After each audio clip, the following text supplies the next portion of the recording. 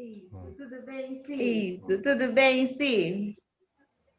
Tudo bem, quero agradecer a oportunidade de estar aqui com vocês, viu? E que eu puder contribuir, estamos juntos. Bom, obrigada por ter tirado um pouquinho. Bom, obrigada por ter tirado um pouquinho do seu tempo hoje. Sim, conta um pouquinho quem é você, qual é o seu projeto, fala um pouquinho de você para nós. Bom, meu nome é Simone Vigilato, eu tenho 48 anos, nascida aqui na Vila Carioca e eu tenho uma criança especial eu tenho 4 filhos, né? Só que eu tenho um especial de 10 anos que chama Lucas e o Lucas nasceu prematuro extremo e com 400 gramas de 27 semanas e eu andando, né, em vários locais assim com ele para terapia, como a ACD, a Dorina Novil, São Camilo, eu percebi ali a dificuldade que nós tínhamos, mesmo depois do parto, né, de não ter mais praticamente a sociedade próxima da gente, os nossos amigos, a família, muita gente saiu um pouco de perto quando eu tive o Lucas, e eu não entendia muito por quê. E a gente andando, né, sabendo as dificuldades dele, nós vimos que às vezes até o medo, né, as pessoas têm medo do que elas não sabem lidar, né? Então, muitas pessoas se afastaram de mim e eu fiquei muito sozinha também em todos os bancos de terapia por aí e sentia que aquilo não era um problema só meu. Eu sentia outras mães também com esses problemas e eu lembro que a gente falava boa tarde para uma mãe, ela contava a história dela inteira. Porque a carência, né, a falta de ter com quem falar, de ter com quem dividir aquele momento que a pessoa estava passando, que era novo, totalmente novo. Que eu sempre digo para todo mundo que quando você sai de uma UTI tendo um filho especial, é como se você entrasse em outro mundo que você nunca tinha visto na sua vida. E tem que sobressair, né? Eu só via incubadora assim na televisão, de ver alguns programas falando, mas eu nunca tinha visto uma incubadora na minha vida e de repente meu filho saiu da minha barriga para dentro de uma incubadora, né? Logo que o seu filho nasceu, você teve diagnóstico, certo? Sim, uns dias depois da UTI. Sim, foi muito difícil para você conseguir saber qual caminho trilhar com a criança especial, com o autismo. Existia um projeto, alguma orientação, ou você descobrir todo esse processo? Olha, eu posso dizer que eu tive muita ajuda. Foi assim, porque na UTI, você pergunta para o médico, ele fala para você, mãe, hoje está aqui, amanhã pode não estar. E realmente isso aconteceu até, infelizmente, com uma amiga minha que nós fizemos amizade dentro da UTI. 50 dias depois, o filhinho dela faleceu. E quando nós saímos de lá, ninguém te fala o que a criança vai ter. Fui descobrir o diagnóstico do Lucas com 1 ano e meio, porque ele fez uma ressonância magnética. Então, até lá, as pessoas só falam assim, você tem que passar aqui, você tem que passar ali, você tem que acompanhar. E os médicos que vão te dando encaminhamento das coisas que você precisa. Quando ele tinha operado da retinopatia da prematuridade, os 2 olhos da vista na UTI, eu tive que começar no Dorina Novil, que é o Instituto para Cegos, para acompanhar a retinopatia dele. Então, ali foi meu primeiro passo de saber o que era uma terapia, ver que ele não rolava, ele não sentava, e eu tinha que, através da terapia lá, ajudá-lo, né? E depois, eles vão fazendo encaminhamentos, então, sempre é uma surpresa. Qualquer encaminhamento que você chega, você nunca sabe o que é que você está fazendo ali. Mas aí você Então, é surpreendida. Não existe uma orientação, existe cada dia novo. Sim, até os próprios neurologistas, quando você vai, inclusive eu tinha cansado de ir neurologista, eu falei, eu não vou vir mais, porque eles não falam nada para mim. Aí um dia eu me enfezei e falei para o neurologista, doutor, o que o senhor tem para falar do meu filho? Porque eu vou em tudo quanto é neurologista, ninguém fala nada. Ele falou, mãe, você quer saber se ele vai andar, falar, correr? Não sei. Se ele vai subir, descer a escada? Não sei. Cada criança, cada organismo reage de uma forma. Então a gente tem que esperar os desenvolvimentos e ver o que eles fazem e o que não. E foi aí que até... Sim, mas eu acho que independente do desenvolvimento, conhecer a doença, saber como funciona e quais os graus que ela tem, facilitaria muito para a mãe para saber lidar com ela ou como estimular ela a desenvolver algo mais... Sim, mas isso é uma coisa assim generalizada na medicina, ninguém fala até hoje. Tanto é que eu tive com 7 anos, eu vi que ele era um pouquinho diferente, no sentido cognitivo preservado, porém, algumas coisas que eu falava, não, ele é autista, não é possível. E até hoje eu não tenho esse diagnóstico dele de autista, mas eu, como mãe, tenho certeza que ele tem um autismo, nem que seja leve, porque eu não acho totalmente leve, porque tem algumas coisas dele que é bem específica mesmo. Difícil, né? Conta para mim como que você desenvolveu o seu projeto e como ele ajuda as mães de crianças autistas ou deficientes num todo, né? Que tem que são especiais. Sim, nosso projeto foi o ano passado, eu tive um sonho com Deus e eu pedia muito isso, né? Uma ajuda para as mães e tal, e ele realmente plantou no meu coração a vontade de fazer um projeto voltado totalmente para capacitar, cuidar das mães, cuidar do cuidador. Porque crianças, inclusive, assim, a gente também cuida das crianças, também faz coisas com as crianças, porém, o foco é a mãe. Porque eu acredito que a máscara tem que ser primeiro em nós, para depois a gente cuidar, ser uma boa mãe, ser uma boa, né, terapeuta para o filho, porque hoje em dia a gente é terapeuta, mãe, professora, a gente é tudo, né? Então eu peguei e montei esse projeto com as mães, comecei a chamá-las, começamos a buscar parcerias com especialistas, parcerias com pessoas que capacitam, e começamos a fazer encontros, rodas de conversa. Aí a gente percebeu muitas mães, mas muitas mães em depressão profunda, assim, casos até de querer suicídio, e eu conversava com elas, tranquilizava, dava uma esperança de que o nosso projeto ia mudar. Começou. E aí, de 5 mães, vocês foram para 300. 350 mães hoje cadastradas. E nós nos encontramos, nós nos ajudamos, nós lutamos juntos pelas causas dos nossos filhos, né? Vamos atrás dos nossos direitos.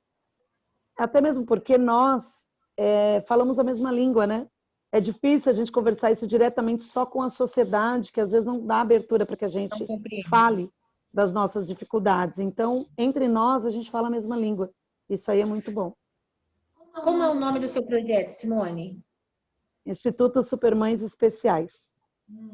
Que legal. Você foi uma primeira supermãe, né?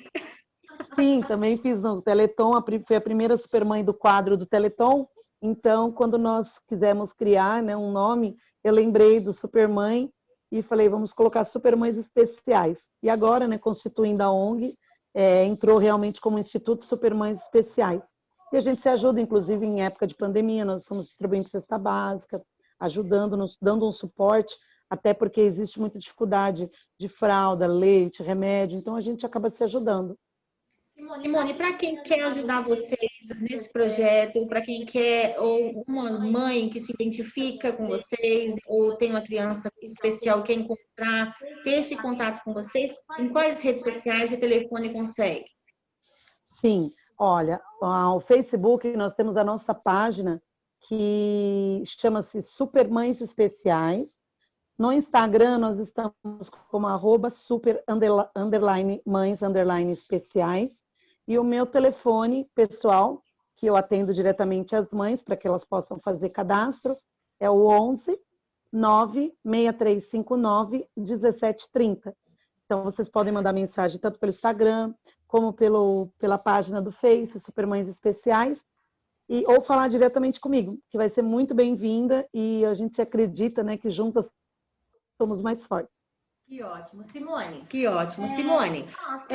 Nós colocamos esses quadros, eu e o Lincoln Coxa, junto com o poeta, no Lipapiche, temos o ideal de buscar algumas respostas do governo, do sistema, né? A gente não está aqui se posicionando contra, mas nós gostaríamos de respostas, né? Porque nós, como cidadãos, temos dúvidas, queremos detalhes de onde buscamos essas respostas, né?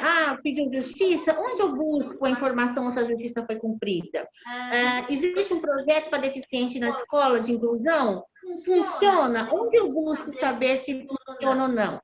Então, você, mãe de uma criança que é autista, eu queria tirar algumas dúvidas com você e deixar essa pergunta em aberto para quem quiser responder na sociedade em relação ao sistema, prefeitura, governo, onde temos essa resposta e se realmente ele funciona. Você, como mãe, você acha que a inclusão social das crianças com deficiência dentro das escolas, não só agora na pandemia, como antes, acontece de verdade ou não?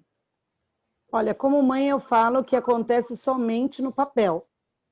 E ela não existe isso dentro das escolas. E eu não culpo os funcionários, e sim o sistema mesmo. porque os funcionários, eles trabalham com aquilo que eles têm, né, ali.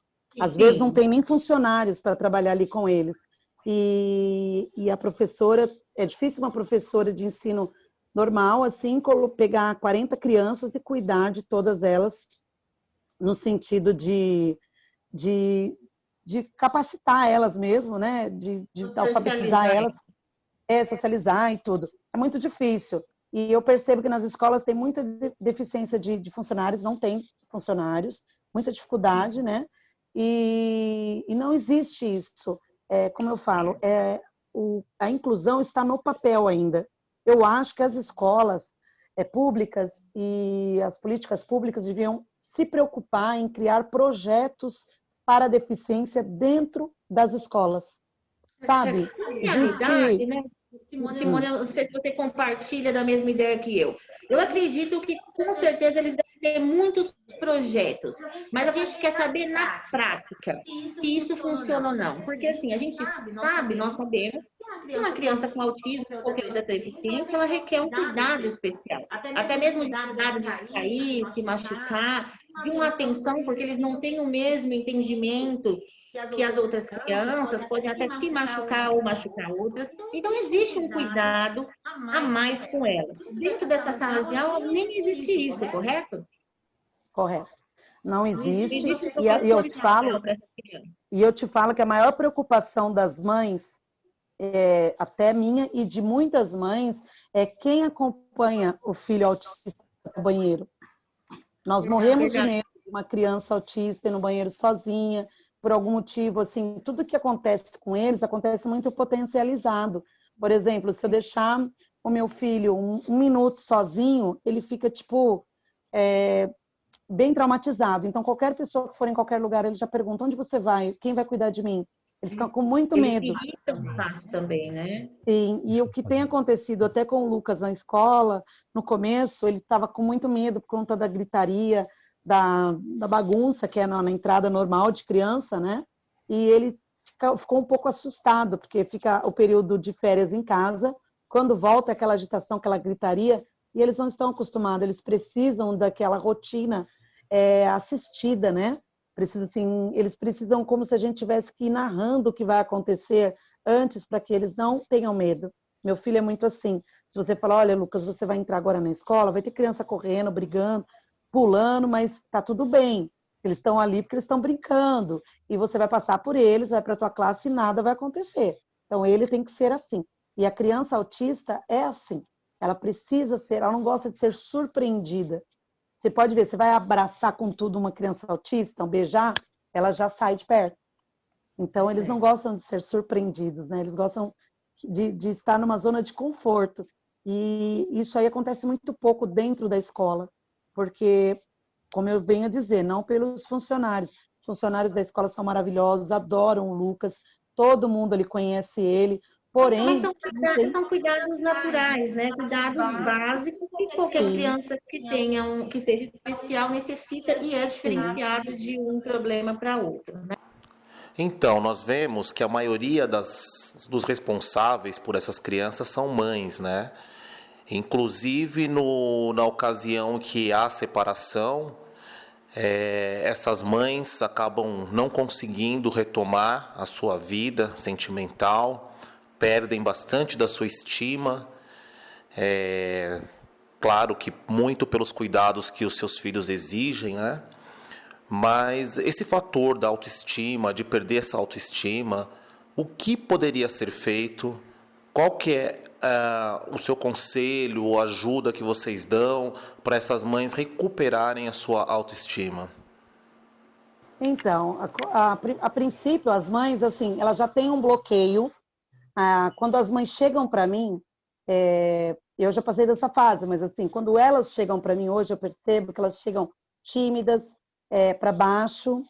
Eu lembro que nós fizemos uma roda de conversa no Museu do Ipiranga, foi maravilhosa. Essa roda de conversa, nós convidamos um outro projeto que chama Espelho Meu, que levou um espelho para cada mãe e entregou na mão delas, foi assim, surpreendida todas elas com um espelho, e elas pediram para elas olharem para o espelho e durante um tempo para ver o que elas enxergavam ali. E durante alguns minutos, essas mães começaram a chorar. E depois dos relatos dessas mães, elas diziam que fazia muito tempo que elas não olhavam para elas no espelho, como elas tinham envelhecido, como elas estavam feias. Sabe quando mães assim empoderadas, teve um filho, parou a vida, ficou só em terapia, de repente, quando ela teve um tempo de se olhar no espelho, ela se assustou com o que ela viu. E aí nós começamos a fazer várias rodas de conversa, onde nós conversávamos, resgatávamos, né, essa autoestima de volta, psicoterapia com os psicólogos voluntários que nos ajudam. E então começamos a levar elas para cursos, então elas começaram a se sentir importantes, né, porque elas estavam aprendendo, e quando a gente aprende a executar algo que nós que sabemos, então elas se sentiam muito bem. E com isso nós criamos dentro do projeto a parte da coordenação. Eu tenho hoje 19 coordenadoras, onde eu tive a ideia de colocar elas como coordenadoras para realmente elas se sentirem importantes e sentirem que não é porque elas tiveram um filho especial que a vida delas tinha que se resumir somente em casa-terapia. E sim, que elas podiam sim continuar rendendo. Inclusive, eu falo para todo mundo, as mães e crianças especiais, se tivessem alguma oportunidade em qualquer empresa, se tivesse cotas para as mães e crianças especiais, meio período, elas seriam as melhores funcionárias que eles já poderiam ter. Porque vontade de fazer, vontade de crescer é o que elas mais têm, mas elas não têm oportunidades. Muitas delas, às vezes, são largadas pelo marido por conta de saber o diagnóstico do filho. Não todas, mas muitas aconteceu isso. Então, hoje em dia, elas são batalhadoras, sozinhas, com os filhos especiais. Muitas fazem serviço fora e ainda cuidam do filho, ainda vão na terapia e ainda ajudam no projeto, porque hoje, graças a Deus, nós somos em muitas mulheres fortes. Então, as pessoas acham que vão vir, né? Vão vir e vão achar um monte de mãe triste. E não, ao contrário. Só que agradecer a Nilza, quem foi que falou de você para nós. Sim, na inauguração do espaço. A Nilza, ela é uma das mães que trabalha fora, tem um filho dela, tem um outro filho pequeno, e é uma das nossas coordenadoras. A Nilza é uma graça. E é uma mãe empoderada, uma mãe feliz, uma mãe que tem os problemas delas, como todos nós temos, mas que não deixa a peteca cair. Graças a Deus. Ela ganhou um alongamento de unha lindo no meu salão, que a gente vai agendar um horário para fazer. Ai, que bacana. Também na autoestima dela. Com certeza vai. Eu queria te agradecer muito, parabenizar você pelo seu projeto. Obrigada. Nós teremos oportunidade novamente de marcar com você e algum projeto contigo, para a gente sentar numa rodinha, conversar sobre o seu projeto e sobre as crianças, o autismo. Eu queria agradecer bastante o Lino também, né? Vou passar aqui a palavra para ele um pouquinho. E parabéns para você como mãe, parabéns pela coragem, porque a gente sabe que não é fácil ser mãe, ter a dificuldade de esse cuidado todo de ter ficado perdida esses anos todos, se encontrar e ainda ter força de de ajudar outras mães, outras pessoas, né? Com certeza. E eu quero agradecer vocês, parabenizar por esse trabalho lindo aí que você faz também, de mostrar às pessoas que realmente estão aí precisando, né, de ajuda. E vocês estão super convidados para vir conhecer nosso projeto, saber um pouquinho do que a gente faz. E vamos marcar, sim, essa roda de conversa, com certeza. Obrigada, está ótimo. Obrigado, viu? Muito obrigado. Obrigada. Tchau, tchau. Até mais. Tchau.